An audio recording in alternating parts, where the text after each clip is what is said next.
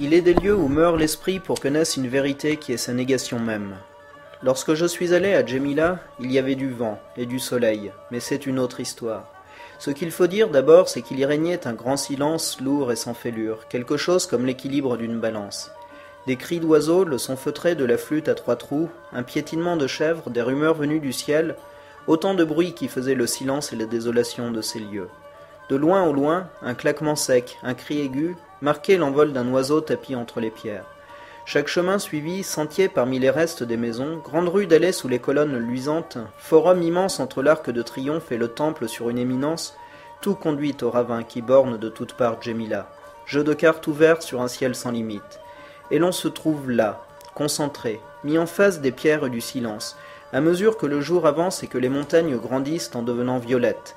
Mais le vent souffle sur le plateau de Djémila. Dans cette grande confusion du vent et du soleil, qui mêle aux ruines la lumière, quelque chose se forge, qui donne à l'homme la mesure de son identité, avec la solitude et le silence de la ville morte.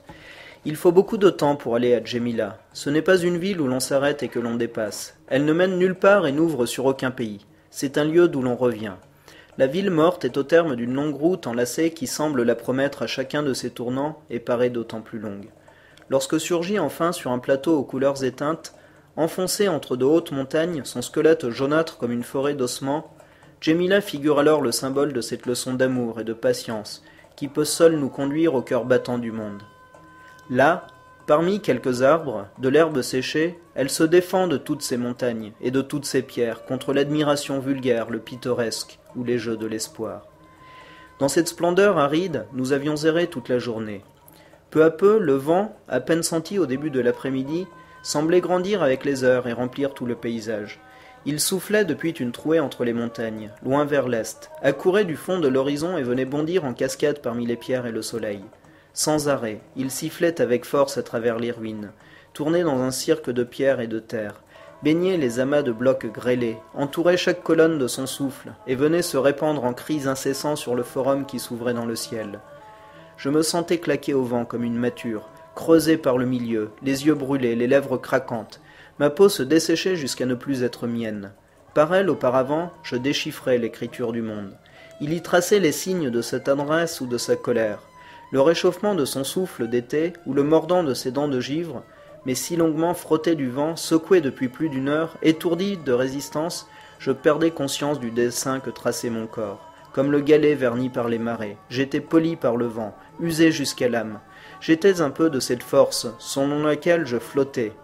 Puis beaucoup, puis elle enfin, confondant les battements de mon sang et les grands coups sonores de ce cœur partout présent de la nature. Le vent me façonnait à l'image de l'ardente nudité qui m'entourait, et sa fugitive étreinte me donnait, pierre parmi les pierres, la solitude d'une colonne ou d'un olivier dans le ciel d'été. Ce bain violent de soleil et de vent épuisait toutes mes forces de vie. À peine en moi, ce battement d'ailes qui affleure, cette vie qui se plaint, cette faible révolte de l'esprit, bientôt répandue aux 4 coins du monde, oublié de moi-même, je suis ce vent. Et dans le vent, ces colonnes et ces arcs, ces dalles qui sentent chaud, et ces montagnes pâles autour de la ville déserte. Et jamais je n'ai senti, si avant, à la fois mon détachement de moi-même et ma présence au monde. Oui, je suis présent. Et ce qui me frappe à ce moment, c'est que je ne peux aller plus loin. Comme un homme emprisonné à perpétuité, et tout lui est présent. Mais aussi comme un homme qui sait que demain sera semblable à tous les autres jours. Car pour un homme, prendre conscience de son présent, c'est ne plus rien attendre. S'il est des paysages qui sont des états d'âme, ce sont les plus vulgaires. Et je suivais tout le long de ce pays quelque chose qui n'était plus à moi, mais de lui, comme un goût de la mort qui nous était commun. Entre les colonnes aux ombres maintenant obliques, les inquiétudes fondaient dans l'air comme des oiseaux blessés, et à leur place cette lucidité aride. L'inquiétude naît du cœur des vivants, mais le calme recouvrira ce cœur vivant. Voici toute ma clairvoyance. À mesure que la journée avançait, que les bruits et les lumières étouffaient sous les cendres qui descendaient du ciel, abandonné de moi-même, je me sentais sans défense contre les forces lentes qui en moi disaient non. Peu de gens comprennent qu'il y a un refus qui n'a rien de commun avec le renoncement. Que signifient ici les mots d'avenir, de mieux-être, de situation? Que signifie le progrès du cœur? Si je refuse obstinément tous les plus tard du monde, c'est qu'il s'agit aussi bien de ne pas renoncer à ma richesse présente. Il ne me plaît pas de croire que la mort ouvre sur une autre vie. Elle est pour moi une porte fermée. Je ne dis pas que c'est un pas qu'il faut franchir, mais que c'est une aventure horrible et sale. Tout ce qu'on me propose s'efforce de décharger l'homme du poids de sa propre vie. Et devant le vol lourd des grands oiseaux dans le ciel de Djémila, c'est justement un certain poids de vie que je réclame et que j'obtiens. Être entier dans cette passion passive, et le reste ne m'appartient plus. J'ai trop de jeunesse en moi pour pouvoir parler de la mort. Mais il me semble que si je le devais, c'est ici que je trouverais le mot exact qui dirait, entre l'horreur et le silence, la certitude consciente d'une mort sans espoir. On vit avec quelques idées familières, 2 ou 3, au hasard des mondes et des hommes rencontrés, on les polit, on les transforme. Il faut 10 ans pour avoir une idée bien à soi, dont on puisse parler. Naturellement, c'est un peu décourageant, mais l'homme y gagne une certaine familiarité avec le beau visage du monde. Jusque-là, il le voyait face à face. Il lui faut alors faire un pas de côté pour regarder son profil. Un homme jeune regarde le monde face à face. Il n'a pas eu le temps de polir l'idée de la mort ou de néant dont pourtant il a mâché l'horreur. Ce doit être cela, la jeunesse. Ce dur tête-à-tête avec la mort. Cette peur physique de l'animal qui aime le soleil. Contrairement à ce qui se dit, à cet égard du moins, la jeunesse n'a pas d'illusion. Elle n'a eu ni le temps, ni la piété de s'en construire.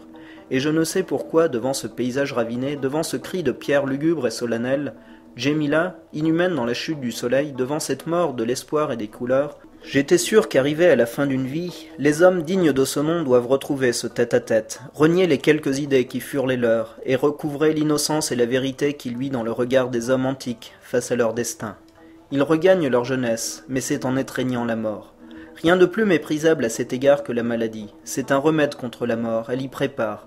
Elle crée un apprentissage dans le premier stade et l'attendrissement sur soi-même. Elle appuie l'homme dans son grand effort qui est de se dérober à la certitude de mourir tout entier. Mais Djémila. Et je sens bien alors que le vrai, le seul progrès de la civilisation, celui auquel de temps en temps un homme s'attache, c'est de créer des morts conscientes.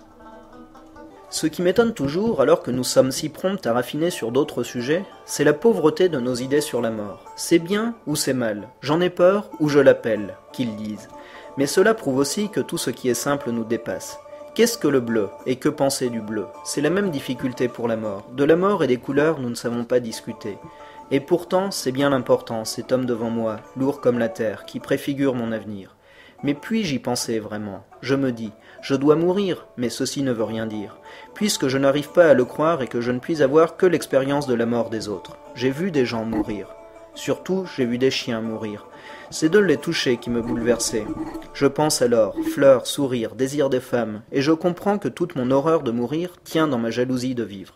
Je suis jaloux de ceux qui vivront, et pour qui, fleurs et désirs de femmes auront tout leur sens de chair et de sang. Je suis envieux car j'aime trop la vie pour ne pas être égoïste. Que m'importe l'éternité? On peut être là, couché un jour, s'entendre dire « Vous êtes fort et je vous dois d'être sincère. Je peux vous dire que vous allez mourir. » Être là, avec toute sa vie entre les mains, toute sa peur aux entrailles et un regard idiot.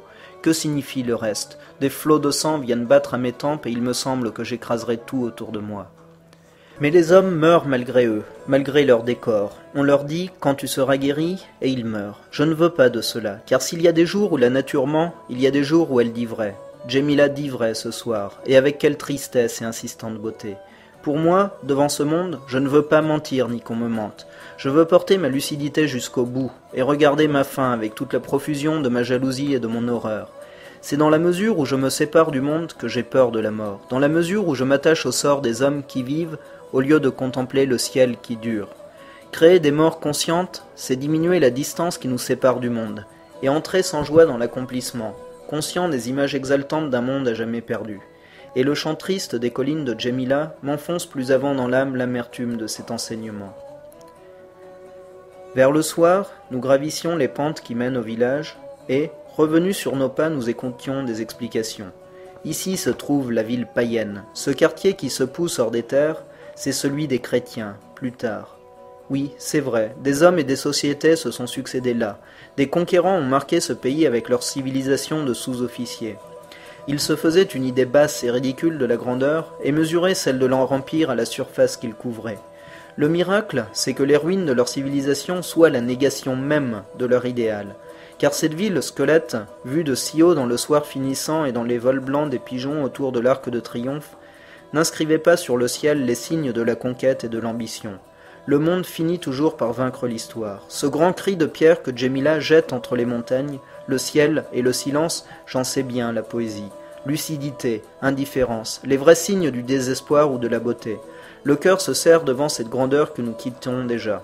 Jemila reste derrière nous avec l'eau triste de son ciel, un chant d'oiseaux qui vient de l'autre côté du plateau, de soudains et de brefs ruissellements de chèvres sur les flancs des collines, et, dans le crépuscule détendu et sonore, le visage vivant d'un dieu à cornes au fronton d'un autel. Albert Camus, Le vent à Jemila, extrait de Noces, 1938.